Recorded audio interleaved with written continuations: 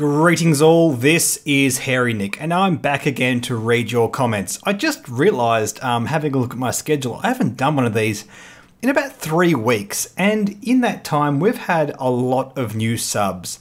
The reason I haven't done it in so long is simply because I've had so many other things to do, what with PAX and the FAQ and all the new announcements from FFG. I just haven't set aside time to do one of these comments videos, so let's get right into it. It is very important that I keep these up. I find that having these interactions actually really helps keep the discussion going on a lot of things that we talk about on the channel. And it's very important that this channel overall doesn't just become a one-way conversation. This isn't about me telling you guys what's up. This is about us having a conversation about the games that we love. Now, before we get onto the comments, I just want to have a quick little channel update. We're rapidly approaching 1,000 subs, and that is utterly unreal. I never thought I'd sort of get this far with this channel. It's just gone gangbusters recently, and I'm so grateful for that. I'll do a big sort of gushy thank you video when we get to 1,000, but if you guys have any suggestions of what I should do when I get to 1,000 views, let us know in the comments. Obviously, we're going to start recording regular battle reports and that kind of stuff, and all the regular stuff we always do. But at this stage, I feel very much like, okay, this is actually becoming a serious thing for me. It's something that I actually want to sort of become my job, if that makes any sense. And from that point of view, I want to take this super seriously. Any suggestions you have for improving the channel overall, I'd be very happy to hear it. I've got a lot of ideas myself. It's basically boils down to me having enough time to do things, because I absolutely have the motivation to do it. That's not the issue. It's just about, okay, how can I improve things and how can I best allocate my time? That's what I'm looking at right now, and I just want to make this channel bigger and better. Anyway, on to the comments. The first couple are from the Oz Nationals rundown video I did. The first is actually a little correction. This is from Mr. Joe Reeve. Wait, where's the Jump Masters in the breakdown of ship type? Yeah, for some reason I left it off my chart, which is a little bit awkward. What I do with this is I take all the data from the list juggler, I make some graphs in Excel, and I guess I must have just not highlighted the row with Jump Masters in when I made that graph. I mean, let's be honest guys, we've all wanted to forget about the Jump Masters from time to time, but in all seriousness, the Jump Master was the most used ship in the top 16 of the Oz Nats. Had about 8 or 9, something like that. Beat out the Ozatuck by a few, which is not surprising. It had a couple of 3-off lists and a few lists with Dengar, so it has a lot of versatility currently at the bottom and top end, but with the nerf, I think ultimately we're probably going to see a lot less of the Scout. We can still do Bump Master builds using anti-pursuit lasers, Intel Agent, and feedback array. But I think ultimately in the upper echelons of scum lists, we're just going to be seeing some Dengar, and that's pretty much it. I still feel like he's a very potent pilot, but that's pretty much the best the Jump Master has to offer, and it's probably going to be the only serious thing it offers moving forward in the meta.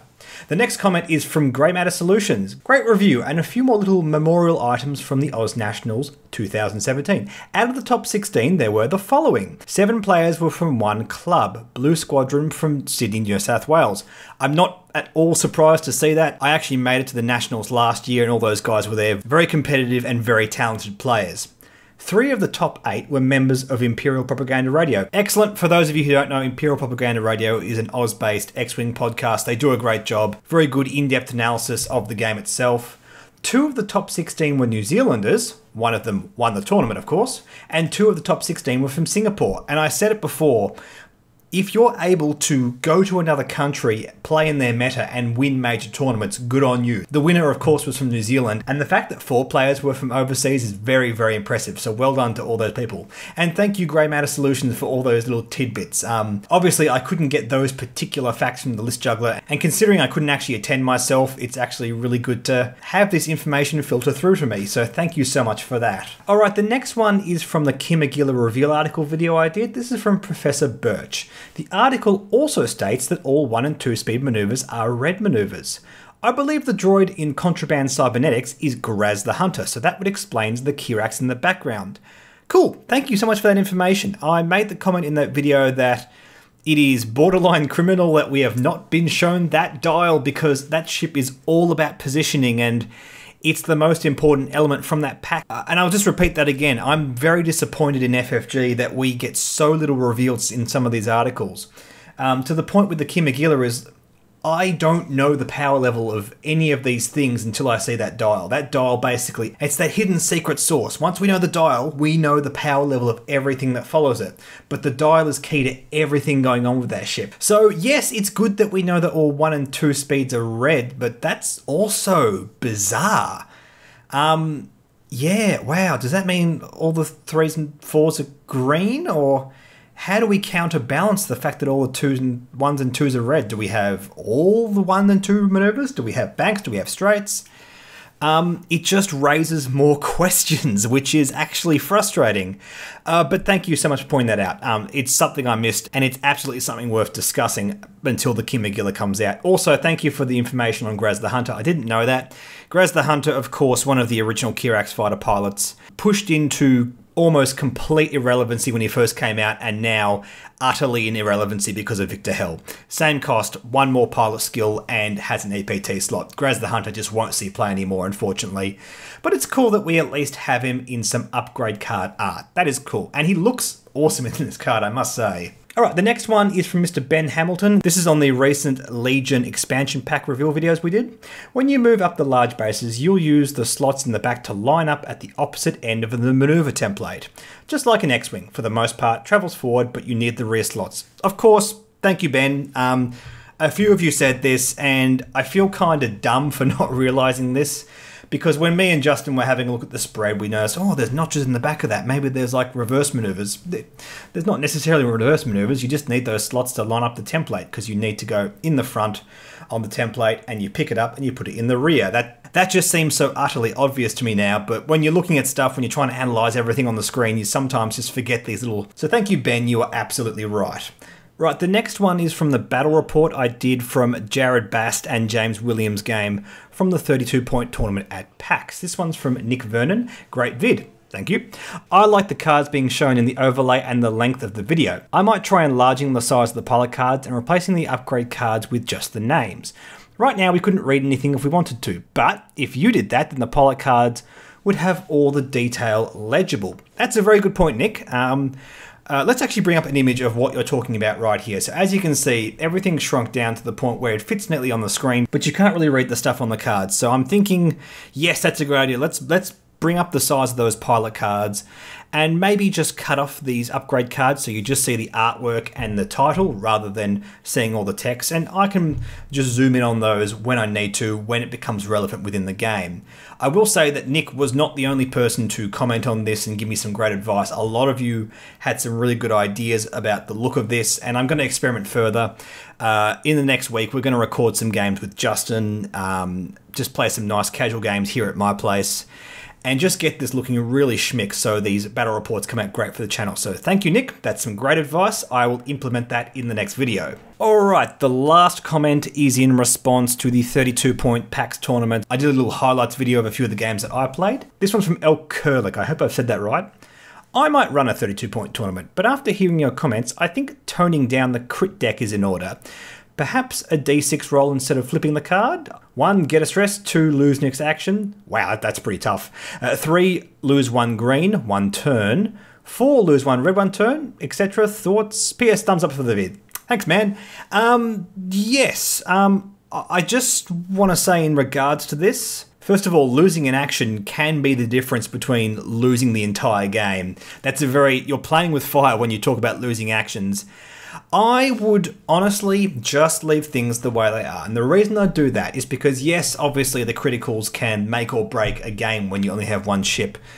But a lot of the power levels on the various upgrade cards, pilot abilities, critical cards, all kinds of stuff, all over the shop when we're looking at 32-point tournaments. It's a very casual style of game. And I think just sticking to the core game elements that we're used to is the best way to approach it. If we start to add this kind of stuff that's different from the original game, we're actually adding complexity, and that kind of grates against what 32-point tournaments are trying to do. That's just my thoughts anyway, so that's my opinion. I wouldn't replace the damage deck or anything like that. I'd just play it as it is. But I will say though that it's a good thing that you've suggested this. Obviously, looking at these different styles of tournaments, these different formats, and saying, hey, this power level of this critical is too much, or this upgrade card or this pilot is too good or too bad, all that kind of stuff. This is important because you've got to remember everything in X-Wing is tailored towards 100-point tournaments. And at the end of the day, when you're only making content for one format, as in FFG are only making content for one format, it creates issues. And I think there is a good demand amongst the player base to actually have more than one format.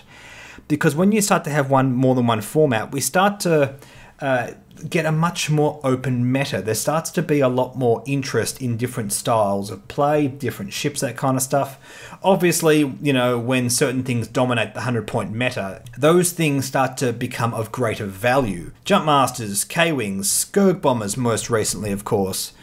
These are ships that people tend to fly predominantly, and older ships like, you know, B-Wings and A-Wings don't tend to get flown anymore, and that's a real shame. I prefer an environment where all of these are relevant. But of course you can't get perfect balance, especially if you only have one format. And I think what you've pointed out here, sort of indirectly, is that yes, we should be looking at different formats and how to balance them, and basically, you know, calling on FFG to give us support for different formats. We see this in other games where people in the player base start to say, you know what, I want to have a different format of the game, so I'm just going to make it. The game company listens to them and they actually just start to make product for that format. For example, I'm a big Magic the Gathering player. About 10-ish years ago, the format Commander was just created by a bunch of Magic judges because they wanted a different format to play the game casually. And now Commander is a proper format in the game of Magic. The company that make Magic cards actually make Commander decks for people to play. And the same thing with this kind of stuff. FFG could make like draft packets for X-Wing. They could make ships that are specifically designed to work in different point structures. This is something that they can be doing, and something I think they should be looking at. But anyway, that discussion's for another video. I've rambled on long enough about this. Thank you, El Kurlik, for that comment. You've given me a lot of food for thought. And thank you all for those nice comments. Keep them coming in, particularly the newer subscribers I've got. Please, this channel is all about engagement. We want to have a two-way conversation. It helps me create content, and it helps us overall become better players. Anyway, guys, thanks for watching. Like and subscribe, like our Facebook page, and I will catch you later.